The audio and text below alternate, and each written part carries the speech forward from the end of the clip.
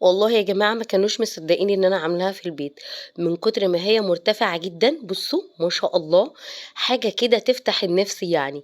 عملتها للولاد واديتها لهم في الlunch box بدال الكيكات بتاعة برّه. هاتي الخلاط بتاعِك وانزلي ببيضتين كده يكونوا حجمهم كويس، بعد كده كوباية لبن، بعد كده كمان كوباية إلا ربع من الزيت، وطبعًا الفانيليا مش هننساها، كوباية إلا ربع من السكر، كل حاجة كوباية إلا ربع ما عدا اللبن كوباية واحدة. وهناخدهم نضربهم كده، وهنجيب بقى المنخل بتاعنا وكوبايتين وربع من الدقيق. الكوباية دي صغيرة يا جماعة ها، فخلوا الكوباية بتاعتكم موحدة. كوبايتين وربع من الدقيق، معلقتين كبار من النشا، والنشا بتخليها تحفة، عايزة اقول لكم بجد تحفة. معلقة من البيكنج باودر ورشة من الملح. بس دي كل المكونات بتاعتنا، هننخلهم كده. بعدين بقى هاسيب لِك تطبيق تحت في الكومنتات باجيب كل الأفكار دي من عليه، حلو أوي يا بنات وكمان مجاني، بجد هيعجبكم جدًا، عليه أكلات وحلويات ومشروبات. هنا كمان حطيت على الدقيق بتاعي رشة صغيرة من الملح، ونزلت بالخليط بتاعي بعد ما ضربته في الخلاط كويس جدًا، وابتديت إن أنا أقلب بالشكل دي، والخطوات دي مهمة جدًا. ممكن هنا بقى كمان هنضيف معلقة صغيرة من الخل، الخل كمان بيخلي الكيكة بتاعتها لونها بيضة ومش غامقة كده، في ناس بتعمل الكيكة بتقول لي بتغمق معايا، فالخل حلو أوي، وكمان تستخدمي نوع سكر يكون لونه فاتح، هيديكي نتيجة حلوة، هيخلي الكيكة بتاعتك بيضة مش غامقة.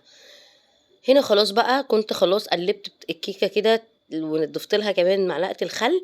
جبت القالب بتاعي دهنته بقى بنقطة زيت صغيرة اللي سبتها في الأول من الكوباية إلا ربع، وهبطنها بالدقيق كمان بقى. يا ريت تقولي لي من أي بلد بتشوفيني، وكمان اعملي شير ولايك لو الطريقة دي عجبتك، وما تنسيش بقى التطبيق المجاني ده لأنه هيعجبك جدا، هسيبهولك في أول تعليق تحت الفيديو.